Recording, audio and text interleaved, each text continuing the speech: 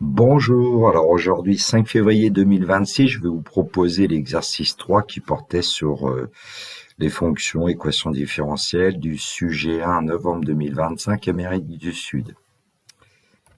L'énoncé, on se propose d'étudier la concentration dans le sang d'un médicament ingéré par une personne pour la première fois.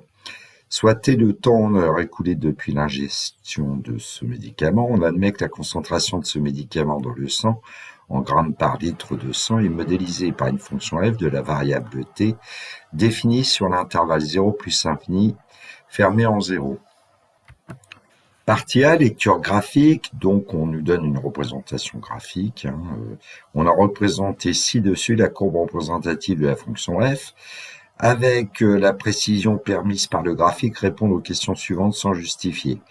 Question 1. Quel est le temps écoulé depuis l'instant de l'ingestion de ce médicament et l'instant où la concentration de médicaments dans le sang est maximale selon ce modèle? Deuxièmement, quel est l'ensemble des solutions de l'inéquation f de t supérieur égal à 1? Et troisièmement, donner la convexité de la fonction f sur l'intervalle 0,8. Alors, je vais corriger la partie A. Il y avait 4 parties dans cet exercice. Je vais corriger partie par partie. Question 1. Quel est le temps écoulé depuis l'instant de l'ingestion de ce médicament et l'instant où la concentration de médicaments dans le sang est maximale selon ce modèle? Alors, c'est à 0 qu'on a commencé.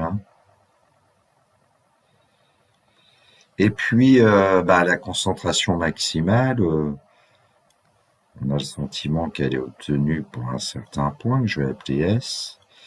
Et puis l'abscisse de ce point, ça semble être 1. Donc, finalement, voilà, l'intervalle de temps qui demande à ce qu'on parte de l'ingestion du médicament jusqu'à ce que la concentration soit maximale. Donc, le temps écoulé, c'est 1 heure.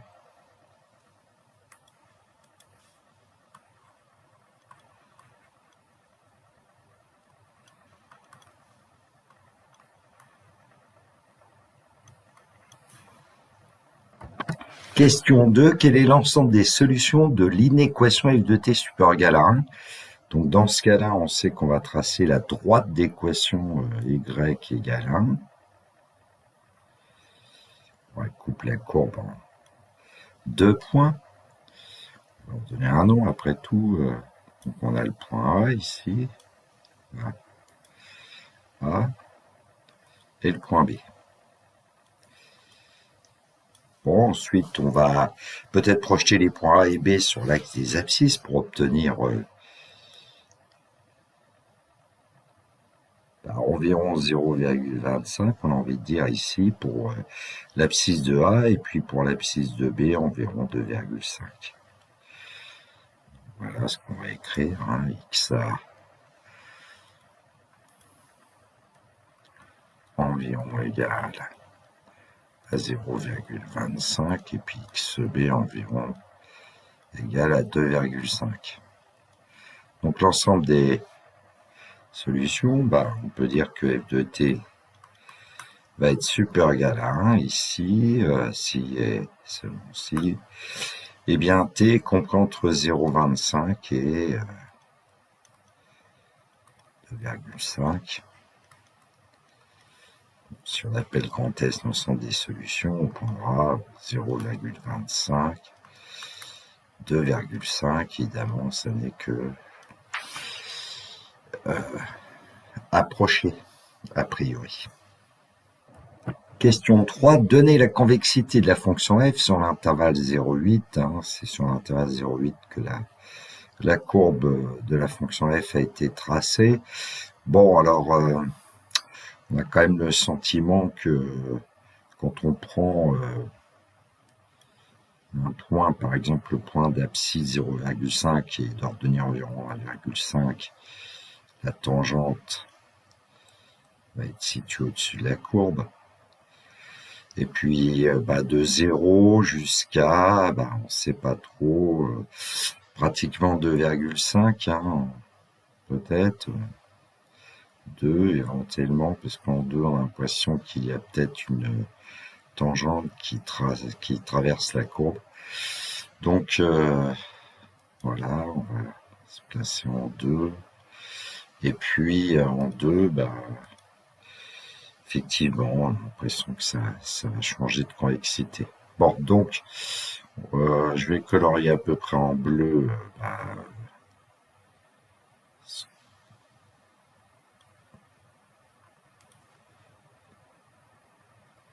les points de la courbe où la tangente semble être située dessus. En rouge, les points où la tangente semble située en dessous.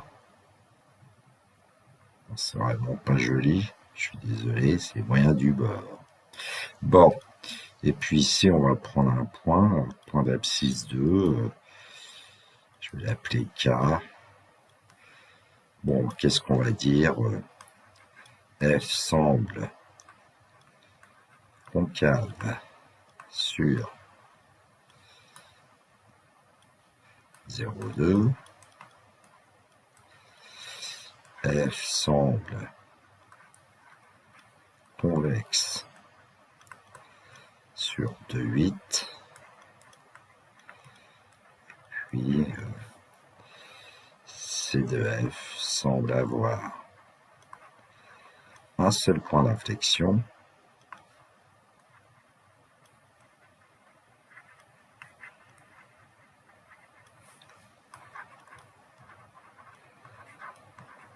K.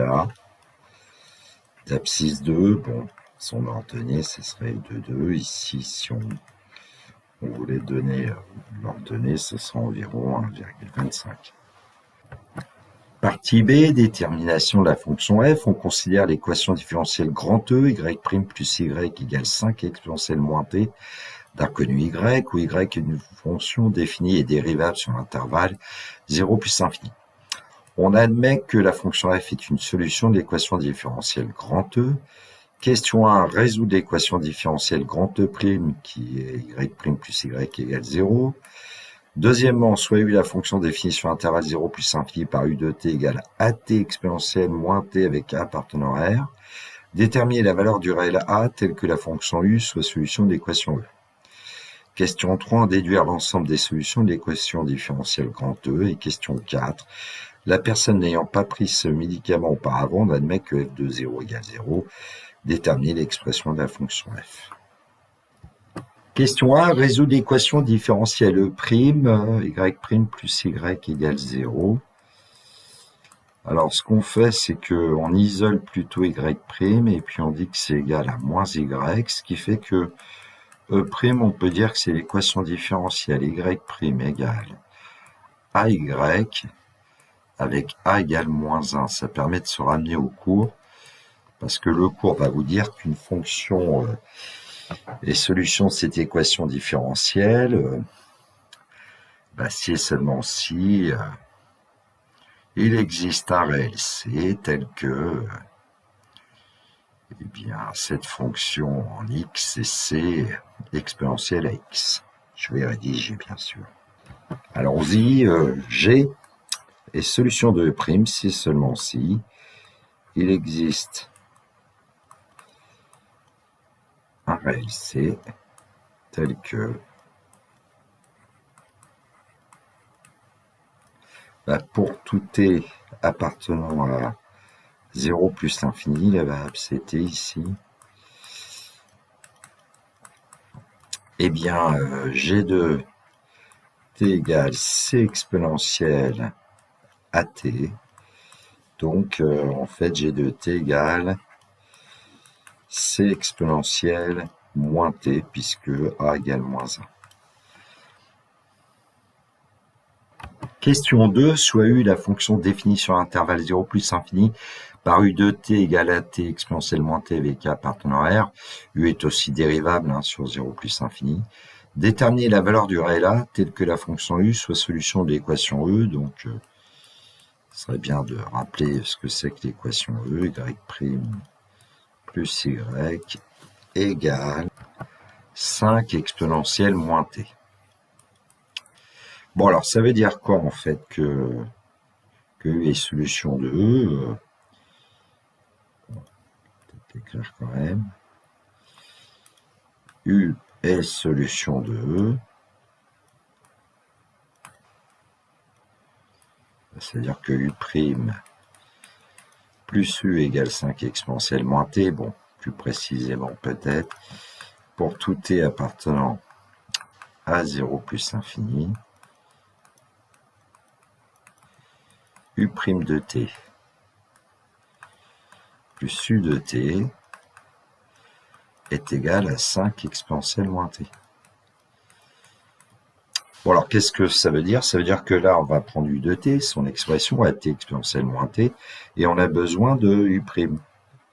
Donc, U de T, c'est A T exponentielle moins T.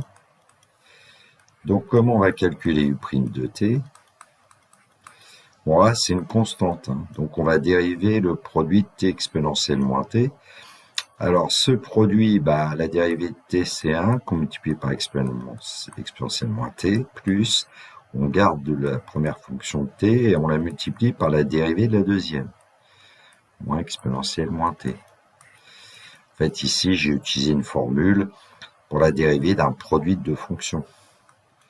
Donc, ça va nous donner, bah, A. Alors, on voit qu'il y a A moins T, qu'on peut mettre en facteur de exponentielle moins T. Bon, voilà pour U' de T. Éventuellement, il vous faut une de plus, vous l'écrivez. Hein. Bon, ben maintenant, on va utiliser évidemment l'égalité qui doit être vérifiée. Donc, A, facteur de 1 moins T exponentielle moins T plus AT exponentielle moins T doit être égal à 5 exponentielle moins T.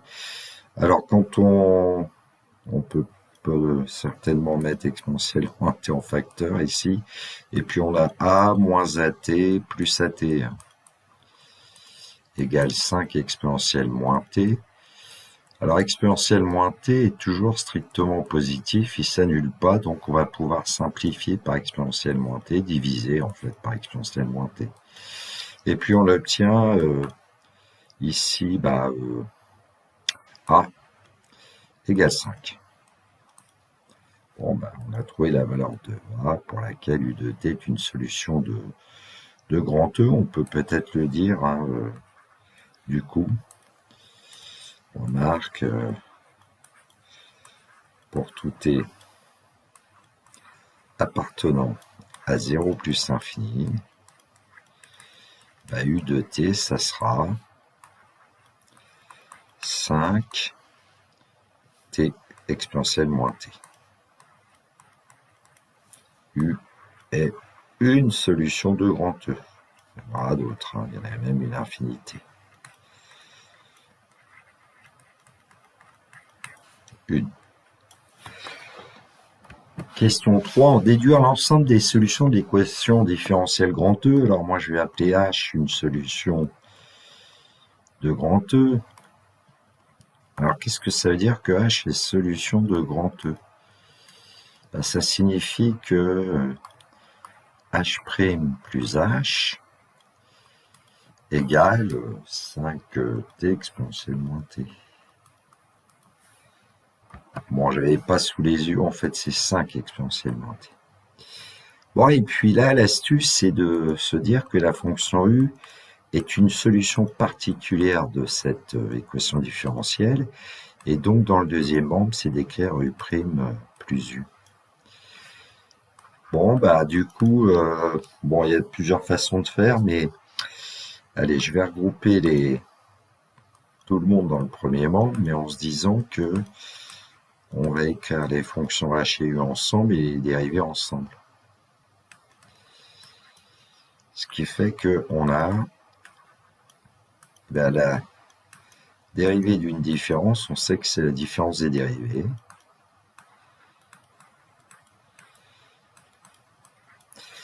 Bon, on a H moins U, sa dérivée, plus H moins U égale 0. Et ça veut dire que H moins U est solution de E'.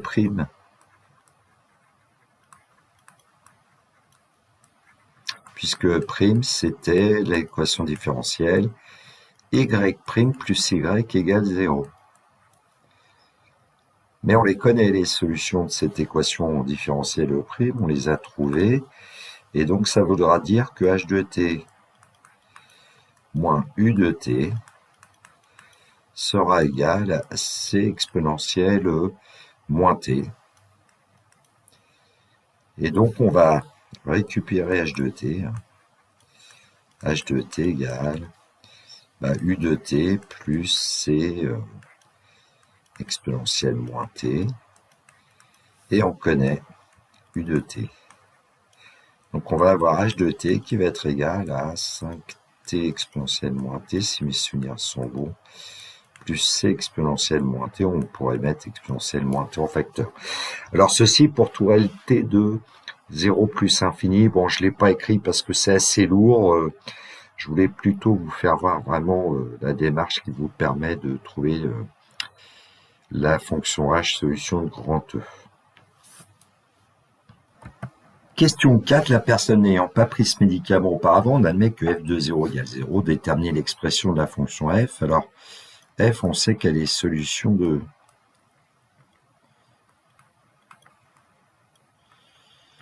Donc, on va pouvoir dire que pour tout réel t de l'intervalle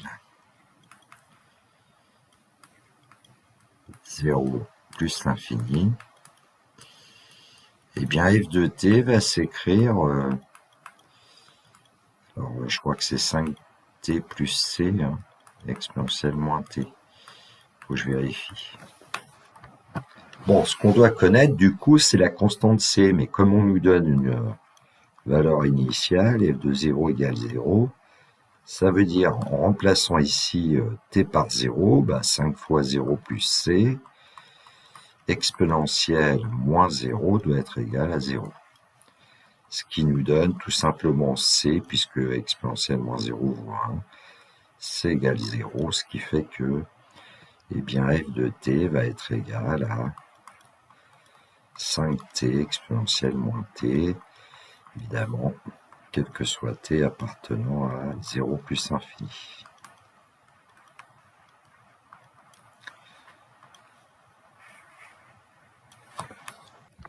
Partie C, étude de la fonction f. Dans cette partie, on admet que f est défini sur l'intervalle 0 plus infini par f de t égale 5t exponentielle moins t. Question 1, déterminer la limite de f en plus infini. Interpréter ce résultat dans le contexte de l'exercice. Deuxièmement, étudier les variations de f sur l'intervalle 0 plus infini, puis dresser son tableau de variations complet. Troisièmement, démontrer qu'il existe deux réels T1 et T2, tels que f de T1 égale f de T2 égale 1, on donnera une valeur approchée à 10-2 des réels T1 et T2. Question 4, pour une concentration du médicament supérieure ou égale à 1 g par litre de sang, il y a un risque de somnolence. Quelle est la durée en heures et minutes du risque de somnolence lors de la prise de ce médicament? Question 1, déterminer la limite de f en plus infini, interpréter ce résultat dans le contexte de l'exercice. Donc pour commencer, on va chercher la limite. Alors on sait que pour tout t appartenant à 0 plus infini,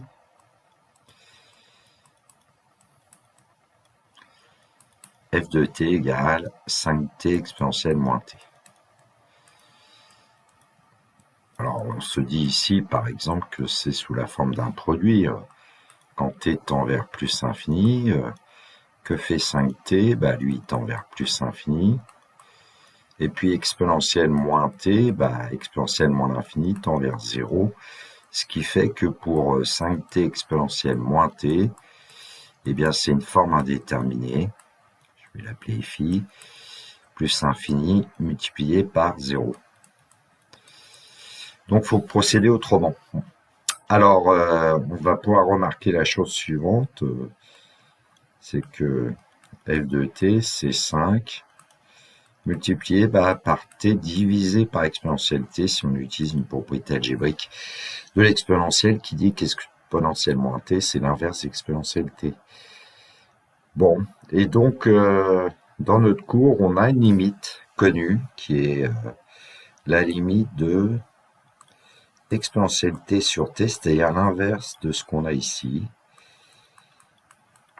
On sait que c'est l'exponentielle qui l'emporte. Et donc, par inverse, t sur exponentielle t va tendre vers 0. Quand t tend vers plus infini. Donc en multipliant par 5, on va à nouveau obtenir 0. Je ne vais pas l'écrire, je vous laisse le faire. Et puis donc, la limite quand t tend vers plus infini de f de t, ça sera 0. Alors, il faut bien préciser que ça, c'est le cours. Hein. Exponentielle t l'emporte sur t.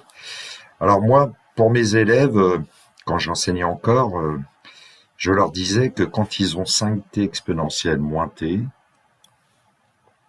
eh bien ici, exponentielle moins t, bon, l'emporte sur t, donc l'emporte sur 5t, et comme exponentielle moins t tendait vers 0, ils avaient le droit de me dire que la limite de f de t, c'était 0. Bon, en les rédigeant un peu, hein, exponentielle moins t l'emporte sur 5t au usage de plus infini. Bon, alors on peut dire que en plus on a une asymptote ici, c'est pas demandé, hein, on ne demande pas d'interpréter graphiquement ce résultat, mais la droite d'équation y égale 0 est asymptote à la courbe de f. Bon, ce qu'on voyait bien sur le graphique. Hein. Donc je vous ai rédigé la remarque parce que c'est une question qui pourrait être posée hein, le jour du bac. Alors faites attention, c'est bien la droite d'équation y égale 0. J'avais des élèves qui parfois se trompaient un petit peu entre les x et les y entre guillemets. Alors interpréter ce résultat dans le contexte de l'exercice, ça veut dire qu'à long terme, c'est-à-dire quand t devient très grand, eh bien la concentration du médicament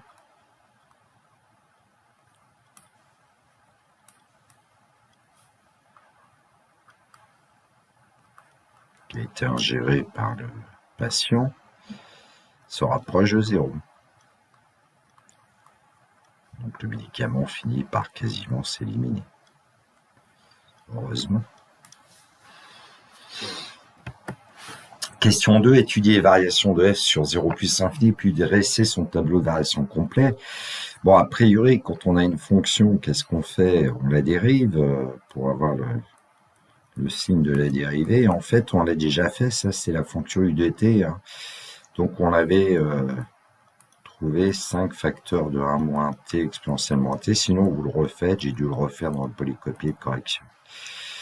Bon, alors 5 est positif, exponentielle moins t est positif strictement, hein.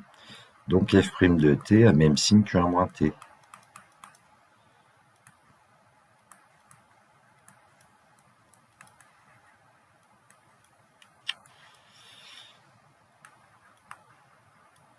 Ce qui veut dire que pour avoir le signe de f' de t, on peut résoudre une équation pour quelle valeur de t appartenant à 0 plus infini est-ce qu'on a f' de t plus grand que 0. Ça veut dire que 1 moins t est plus grand que 0, ce qui veut dire que t est plus petit que 1, et donc ça va être sur 0, 1, l'intervalle 0, 1, ouvert en 1, je vais l'écrire, tiens, f' est strictement positif sur 0, 1. Bon, f' de 1, ça sera 0, et f' va être négatif strictement sur 1 plus infini. F' de 1 égale 0. Bon, ça nous donne les variations de f, en fait. On va dresser le tableau de variation. Donc, on sait que f' de 1 vaut 0. Ensuite, on sait que la fonction f' est strictement positive sur l'intervalle 0, 1 ouvert en 1, et strictement négatif sur 1 plus infini ouvert en 1. Donc, au niveau des variations, eh bien, f est strictement croissante sur 0, 1, et elle est strictement décroissante sur 1 plus l'infini.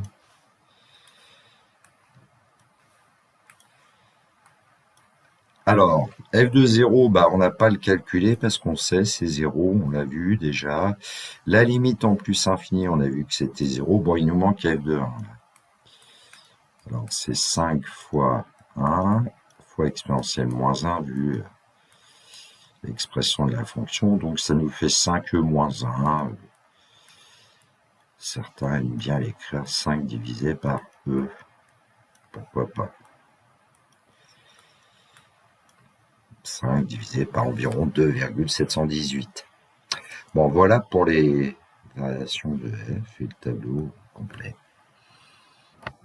Question 3. Démontrer qu'il existe deux réels T1 et T2 tels que f de T1 égale f de T2 égale 1. On donnera une valeur approchée à 10-2 des réels T1 et T2. On aurait pu dire dans l'énoncé qu'on va prendre T1 plus petit que T2.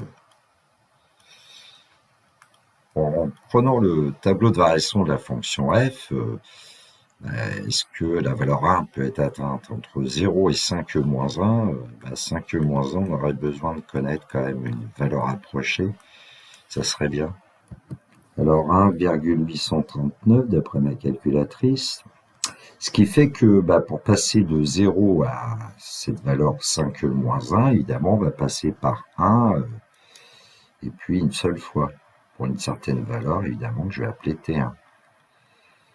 Et puis, eh bien, entre 5e-1 et 0, on va encore passer par la valeur 1 pour une certaine valeur T2.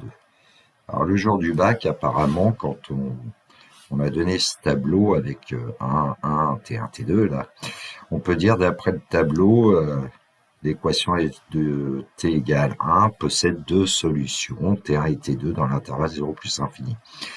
Alors, je vous conseille aussi de dire que c'est d'après le corollaire du théorème des valeurs intermédiaires, et on va voir comment on peut rédiger. De toute façon, dans l'enseignement supérieur, il faudra rédiger. Alors, je vais faire la rédaction que pour un des deux cas, pour pas alourdir la vidéo. Alors, voilà comment je proposais à mes élèves de rédiger. D'abord, justifier que la fonction f est continue. Alors là, je vais travailler sur l'intervalle 1 plus infini. F, elle est dérivable sur cet intervalle, puisqu'elle est dérivable sur 0 plus infini, elle est aussi sur tout intervalle inclus dans 0 plus infini. Donc, f est continue sur 0 plus infini. Et donc aussi sur 1 plus infini. Ensuite, on parle de la stricte monotonie. Alors ici, f est strictement décroissante.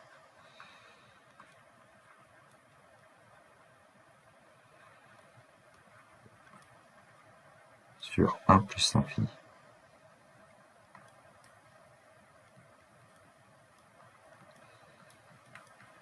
Donc, on vient de voir 2 points. Troisième point, c'est de chercher l'image de l'intervalle 1 plus infini par f. Donc, l'image par f de 1 plus infini, c'est quel intervalle? Eh bien, attention, ici, on met les bornes dans l'ordre croissant, donc c'est 0 ouvert, pardon. C'est ouvert en 0.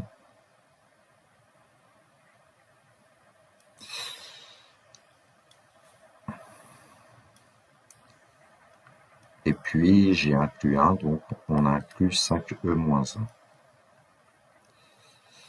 Et puis, dernière chose à dire, c'est que le réel dont on parle, c'est-à-dire 1, il appartient à cet intervalle image. On l'a placé entre 0 et 5e-1.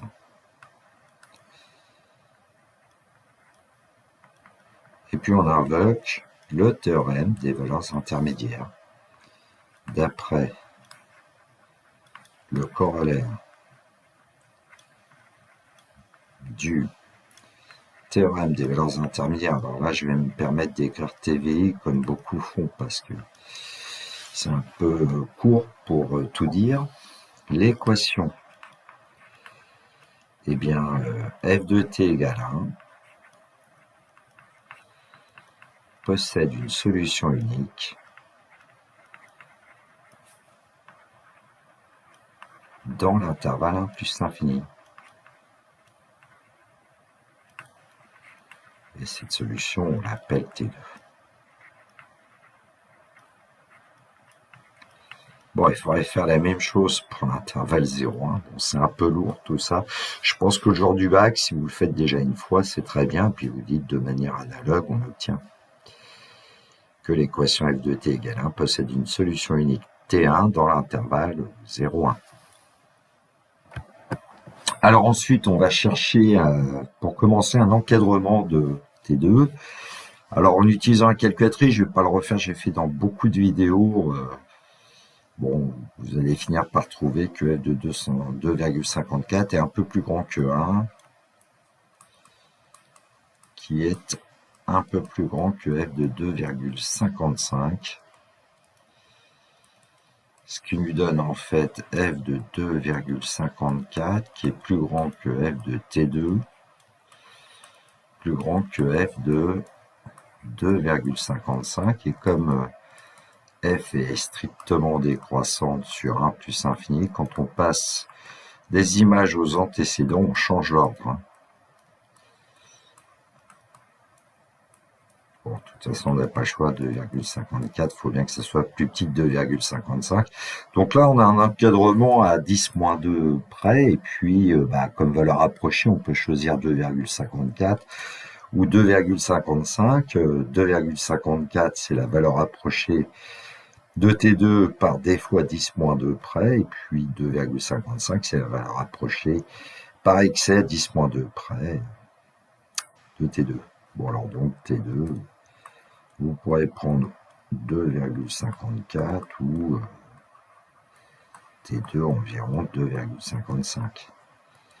Bon, je vous laisse faire le travail pour T1. Vous trouverez évidemment dans la correction une valeur approchée de T1 que nous on avait trouvé environ 0,25. Graphiquement, bon, c'est pas trop loin. Question 4. Pour une concentration du médicament supérieure ou égale à 1 g par litre de sang, il y a un risque de somnolence. Quelle est la durée en heures et minutes du risque de somnolence lors de la prise de ce médicament?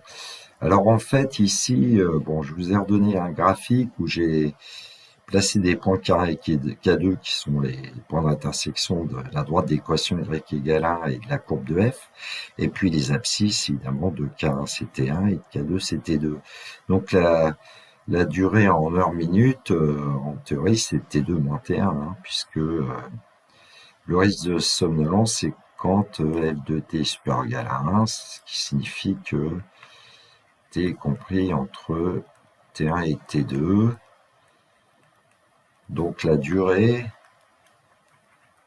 théorique est de somnolence, c'est peut-être bien de le dire quand même, la durée de somnolence est T2 moins T1 en heure.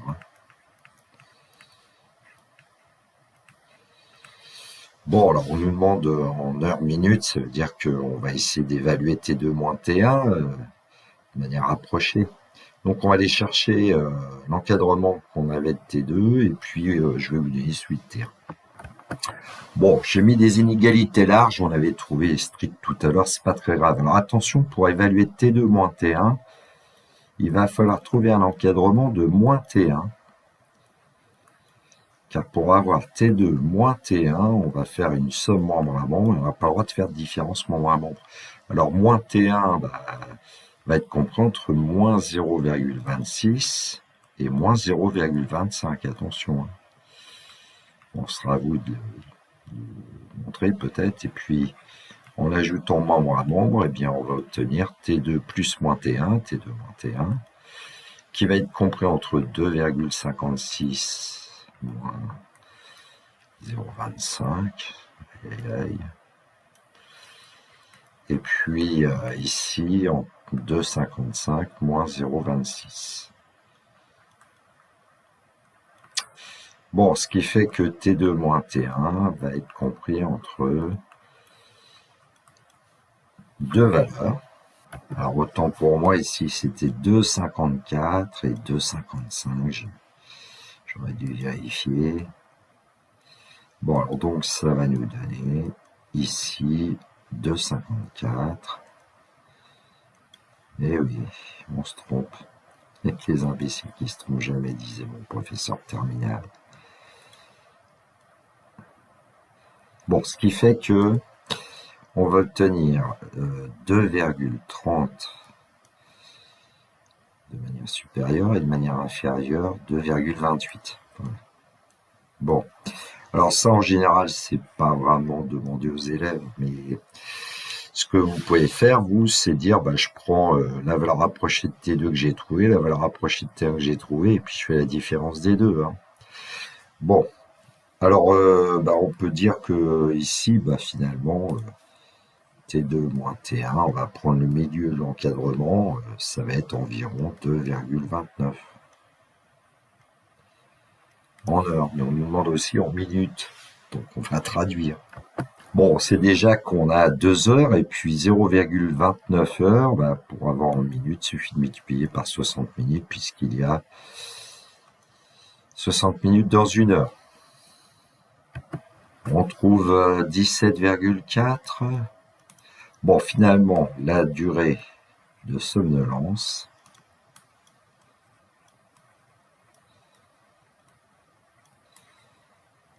est environ égale à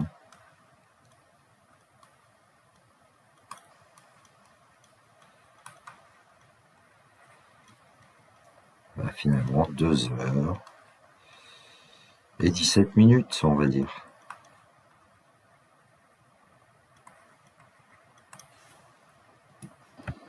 Partie D, concentration moyenne. Alors, en fait, je l'ai modifié un peu, considérant que vous n'aviez pas forcément encore vu le calcul intégral. La concentration moyenne du médicament en grammes par litre de sang durant la première heure est donnée par Tm égale grand F de 1 moins grand F de 0. Grand F est une primitive de la fonction petit f sur l'intervalle 0 plus infini. Calculer cette concentration moyenne, on donnera la valeur exacte, puis une valeur approchée à 0,01 près. Alors, bah, on a besoin d'une primitive de f. Alors, on peut se demander comment on va la trouver. En fait, il faut aller rechercher la partie B où on savait que petit f était solution de l'équation différentielle grand E.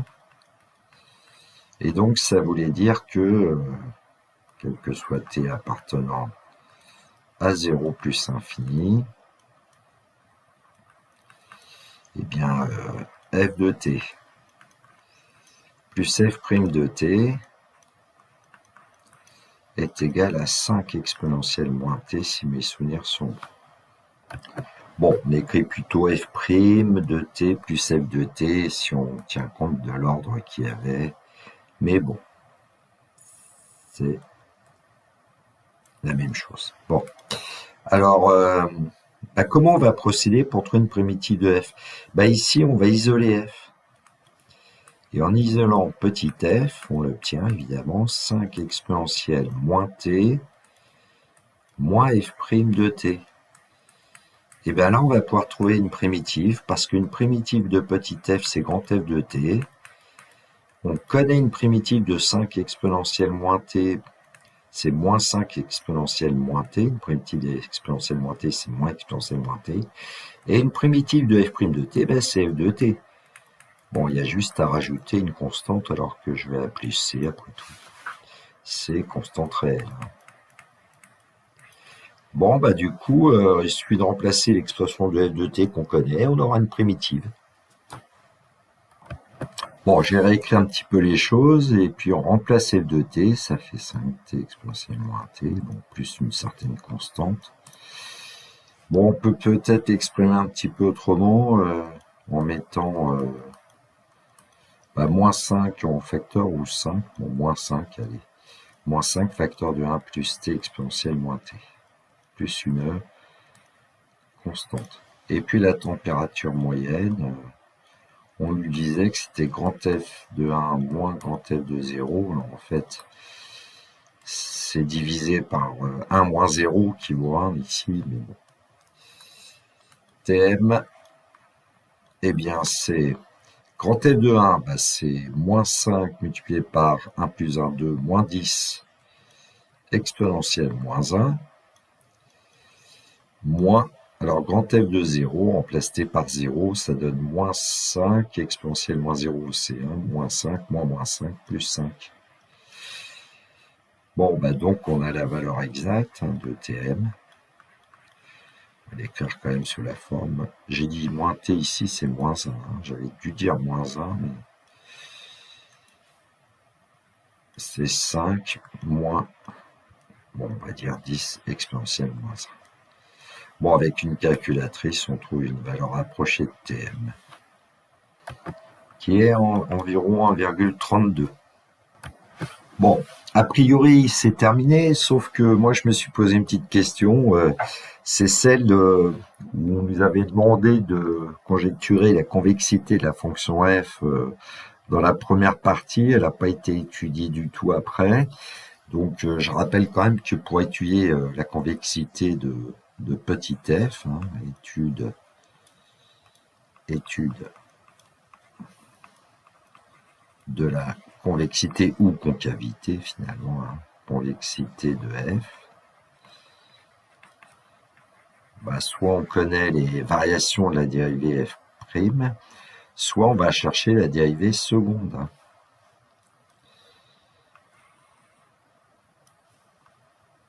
Bon, alors, pour tout t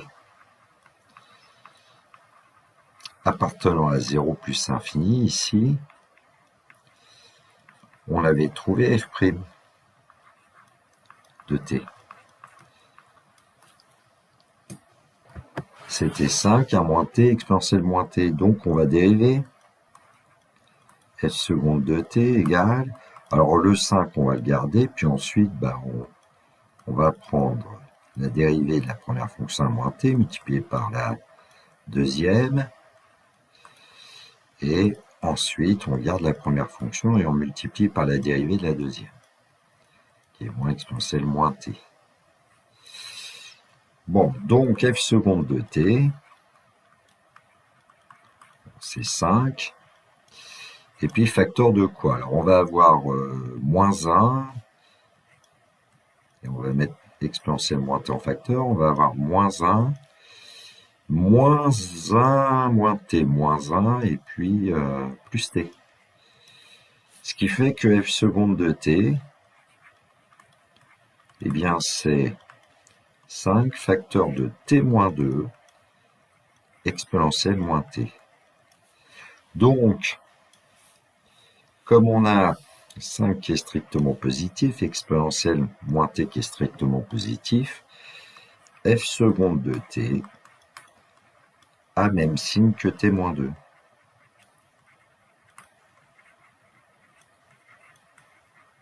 Bon, après, c'est pas trop difficile, il suffit de connaître le signe de t moins 2, et on aura le signe de f seconde. Ce qui fait que f seconde de t est strictement positif si et seulement si t moins 2 est plus grand que 0, si et seulement si t est plus grand que 2. Et donc, on va obtenir le signe de f seconde.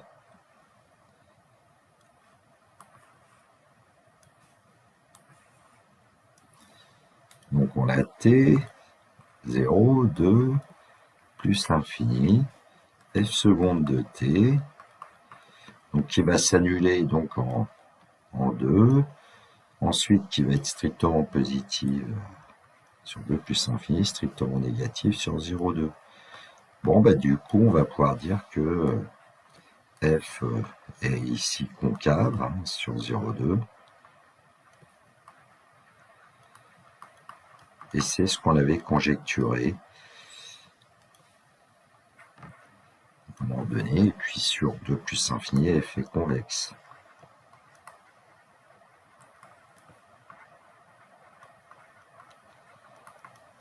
Et ensuite, je ne vais pas l'écrire, je vais juste vous le dire à l'oral, c'est que la dérivée seconde s'annule en 2 une seule fois en changeant de signe, donc la courbe C de f possède un point d'inflexion que je vais appeler grand K d'abscisse 2, c'est ce qu'on avait dit dans la première partie.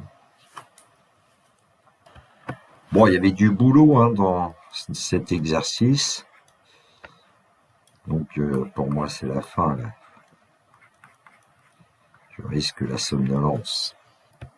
Voilà, cette vidéo est terminée pour moi. Il me reste à vous souhaiter une très belle journée. Surtout, prenez bien soin de vous.